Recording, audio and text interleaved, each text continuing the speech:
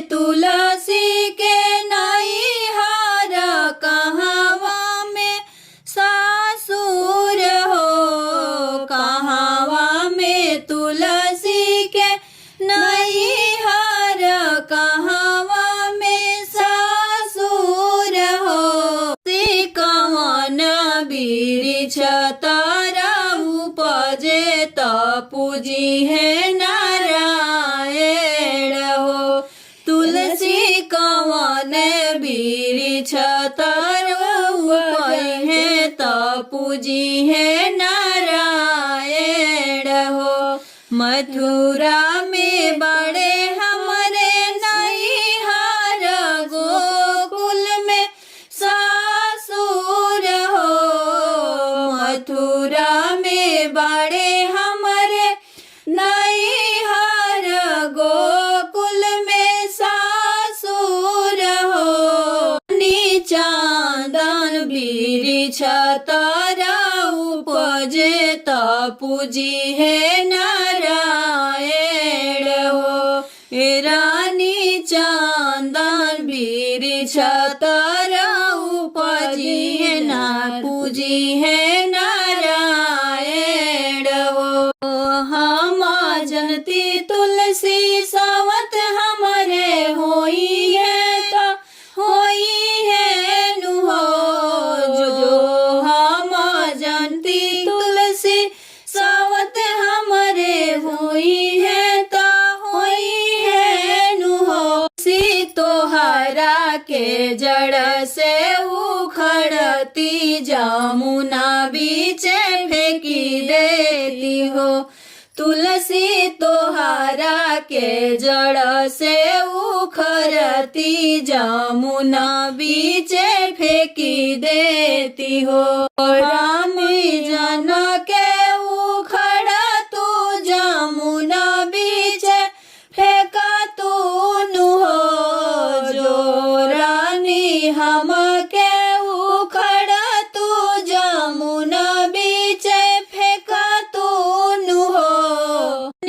होई जई है सुंदर नैया त खेई है नारायण हो।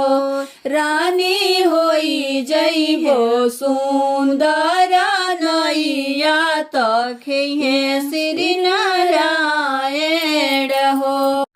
हम जनती तुलसी सावत है अवरु सावत होई है हो। जो हम जनती तुलसी सावत है अवरु सावत होई है हो।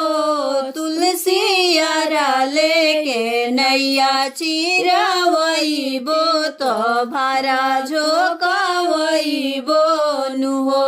ए तुलसी यारा लेके नैया चिरावई बो तो भारा झोकावई बोनु हो। तुलसी गंगा जी के पनिया मांगई बो तो भारा झोकावई बोनु हो। रानी पनिया मांगई बो तो अगिया बुझाई बोनु हो। जो रानी पनिया मांगई बो तो अगिया बुझाई बोनु हो। रानी जई बोझे अगिया से रखिया तो धुरावा फेंकई बोनु हो।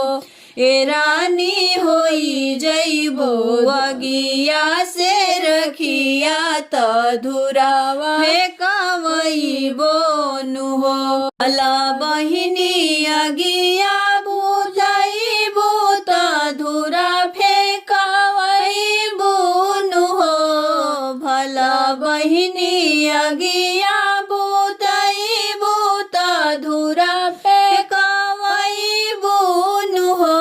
बहिनी बनी जइबो रखिया से खदिया त भछी है नारायण हो।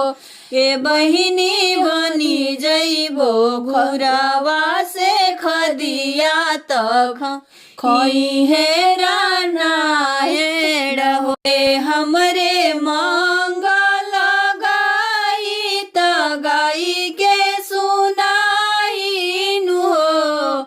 जे हमरे मंगल गाई त गाई के सुनाई नु हो। हिनी होई जई वैकुंठ के आस त गवैया सुख पई है नु हो। ये बहिनी होई जई वैकुंठ के आस गवैया सुख पई है नु हो।